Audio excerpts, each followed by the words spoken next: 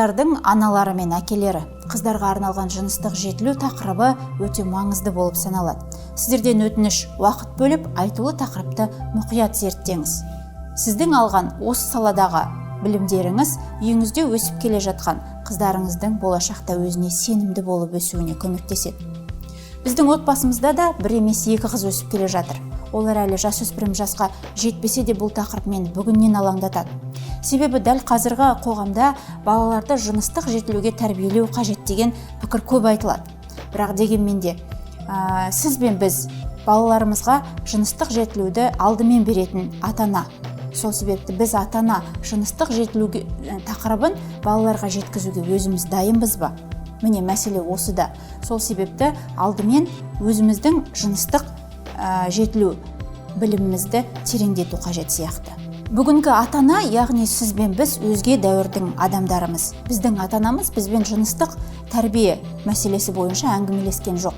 Ал бүгінгінің баласы мүлде өзгеше. Бүгінгінің баласы, бүгінгі жеткіншек ашық. Олар ашық әңгімені талап етеді. Олай болмаған жағдайда олар ғаламтор беттеріне жүгіріп, интернеттен өздігінше жыныстық тақырып жайында іздей бастайды. Бірақ ғаламтор беттері балаңызға қандай ақпарат береді? Ол балаңыздың іздеген ақпараттарына, іздеген сауалдарына жауап бере ала ма?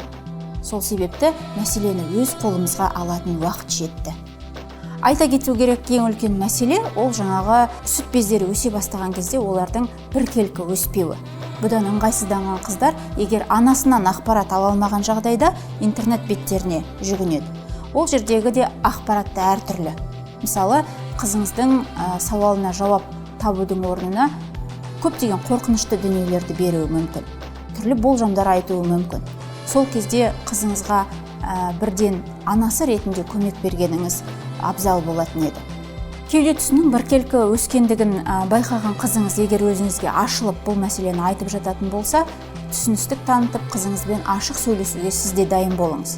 Қандай да бір сұрақтары болса қызыңызға сенім алаңдатқан мәселе болатын болса, дәрігерге бірге барып сұрайық деп көмегіңізді көрсетіңіз.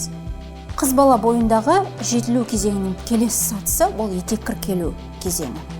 Етеккір келу циклы 8 жастан 14 жасқа дейін басталады. Жалпы ол сүт бездері ұлғая бастағаннан кейін 2 жылдан кейін келе бастайды. Бірақ сол сүт бездері ісіне бастаған кезден бастап ақырын қызыңызға етеккір жайында айта бастағаныңыз дұрыс.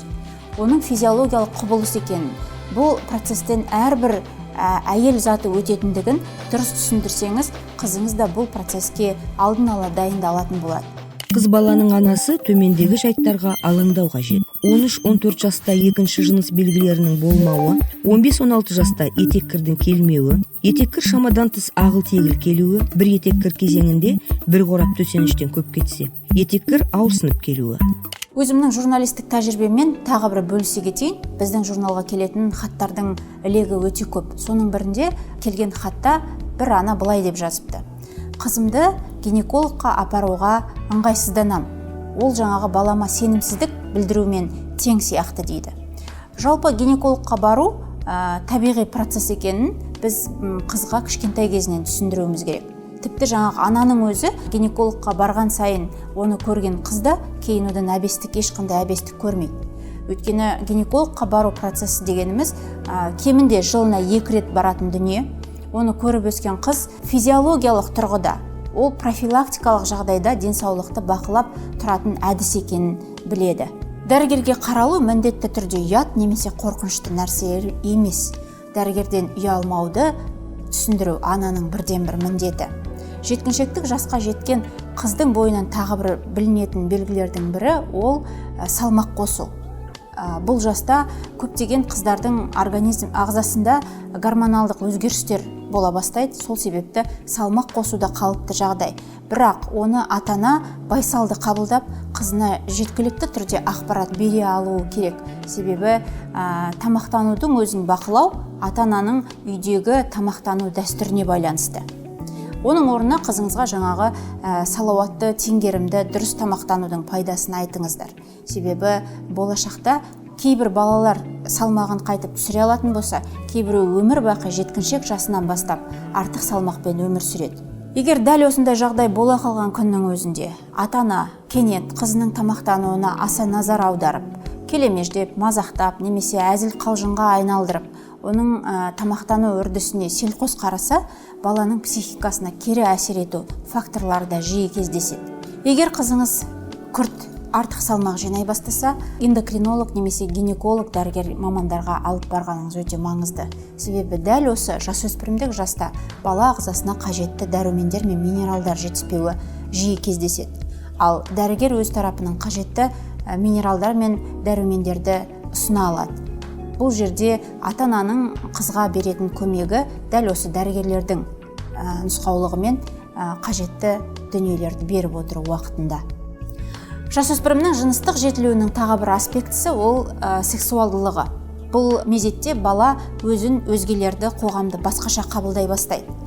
Тіпті бұл табиғи құбылыс десек те болады. Ол ең алдымен жаңағы қыз балаларға деген қызығушылығын білдіруі мүмкін. Бұл сәтте ата-аналар келемеждеуден, мысқылдаудан, күлуден аулақ болғаны дұрыс. Себебі бұндайды байқаған қыз бала болсын, ұл бала болсын, жабылып қалуы мүмкін. Кейіннен ашылуы да баланың қиындай түседі. Ал егер қажетті ақпаратты ата-анасынан ала алмаса, жаңағы ер азамат пен әйелдің арақатынасы туралы, жеткіншектер бұл жаста жаңағы интернеттің көмегіне жүгіне бастайды. Ол жердегі қажетті ақпарат балаңыздың сұранысына сай болмауы да мүмкін. Сол себепті ең бірінші отбасындағы өздеріңіздің құндылықтарыңызды, ана мен әкенің арасындағы қарым-қатынасты реттеп, өздеріңіз үлгі бола біліңіздер. Ұяда не көрсең, ұшқанда соны аларсың деген сияқты, ол да өзінің кейінгі отбасылық өмірінде сіздердің үйде жасаған отбасылық макетті қайталауы әбден мүмкін. Балаларымыздың жыныстық жетілуі маңызды тақырып. Себебі балалар белгілі бір жасқа дейін саналы түрде өзінің жұбын таңдай алмайды. Кейбір отбасыларда жыныстық жетілу тақырыбы жабық болатын болса, балаларына жыныстық тақырып жабық, оған жолама, ол жаман деп айтуы мүмкін, қыспаққа алуы мүмкін. Сол сәттерде бала қажетті ақпаратты ала алмағандықтан өз бетінше іздене бастайды. Сол себепті де жыныстық қатынасқа балалар өз еркінен тыс ерте түсе бастайды. Бұл жердегі сіз бен біздің мақсатымыз балаға саналы түрде сабырлы жыныстық жетілу туралы ақпараттарды бере білу. Себебі бала саналы түрде өзінің жұбын 17 жастан бастап таңдай алады екен. 17 жасқа дейін өзі қаламайтын жыныстық қатынастан қорғау біздің ата-ананың бүгінгі міндеті болып табылады. Ол жасқа келгеннен кейін бала саналы түрде өзінің жұбын таңдап, ары қарайға өзінің жыныстық өмірін өзі реттей алады. Балаларыңызбен сөйлесіңіз, уақыт бөліңіз. Уақыт тапшы деген желеуді айтпай, бір сәт кідіріңіз. Балаңызға көңіл бөліңіз. Жеткіншектік кезең бала өмірінде енді қайталанбайды. Сіздің өміріңізде де қайталанбайды. Бұл уақытты қайта кейінге шегеріп, оны қайтып қайталауға ешкімнің мүмкіндігі жоқ. Сол себепті балаңызбен саналы қарым-қатынас орнатыңыз.